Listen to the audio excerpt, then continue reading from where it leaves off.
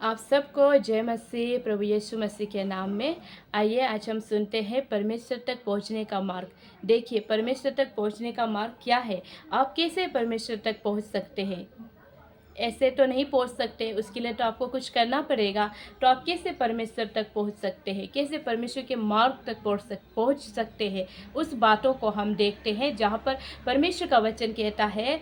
यूहन्ना chapter 14 verse 6 में आप पढ़िए। यही वचन है जिसके द्वारा आप परमेश्वर के मार्ग पर पहुंच सकते हैं। यही वचन है जो आपको मार्ग की ओर ले जाएगा। यही वचन है जो आपको जीवन की ओर ले जाएगा। यही वचन है जो आपको सत्य की ओर ले जाएगा।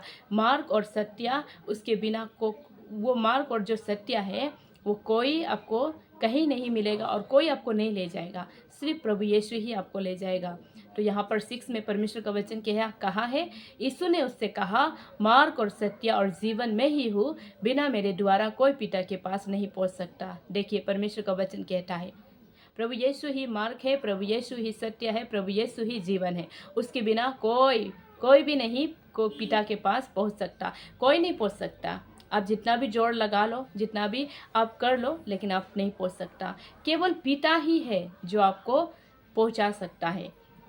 केवल पिता ही है जो आपको स्वर्ग की ओर पहुंचा सकता है, क्योंकि उसको ही अधिकार दिया गया है। जब यीशु मसीह यहाँ पर यीशु मसीह, जब हम बाइबल में पढ़ते हैं, यीशु मसीह जब प्रचार कर रहे होते, उसने किन बातों को बोला है। उसने ये नहीं बोला कि मैं ही उद्धार करता हूँ और मुझसे ही सब कुछ होगा, ऐसा नहीं बोला। उसने ये भी बोला कि मैं अकेला नहीं हूँ, मेरे साथ कोई है, उसने मुझे भेजा है, वो मेरा पिता है बोलकर बोला है।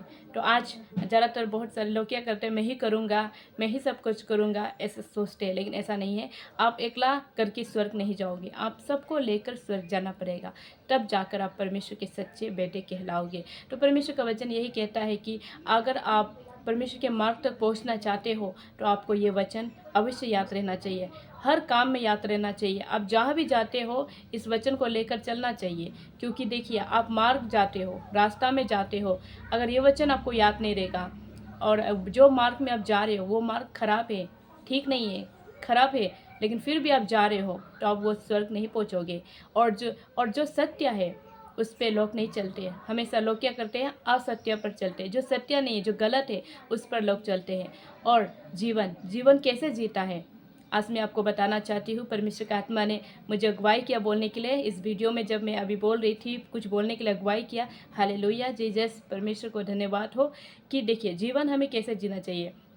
जीवन हम ऐसे नहीं जी सकते। आत्मिक जीवन जीना होता है।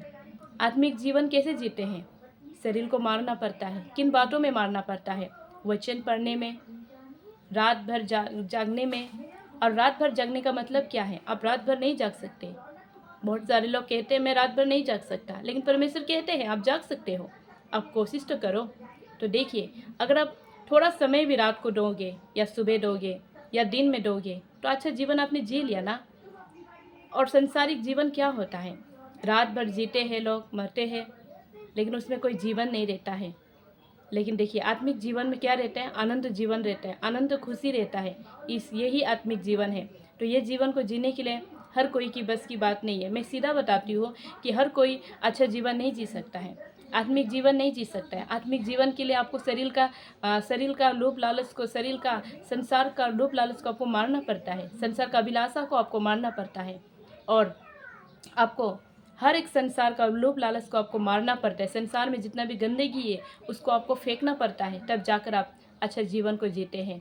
अच्छा जीवन जीने के लिए तकलीफ है, लेकिन प्रभु में अच्छा जीवन जियोगे तो आनंद जीवन पाओगे प्रभु से। और वो आनंद जीवन आपके लिए एक अच्छा गवाह बनेगा। आप जहाँ भी जाओगे उस गवाही को लेकर जाओगे और उसी से परमेश्वर की महिमा होगी। इसलिए प्रभु यीशु ने बोला कि परमेश्वर तक पहुँचने का मार्ग है। परमेश्वर तक पहुँचने का क्या मार्ग है, इसलिए प्रभु यीशु ने बोला कि यही मार्ग है। आप सत्य को जान लो, आप मार्ग को जान लो, जीवन को जान लो।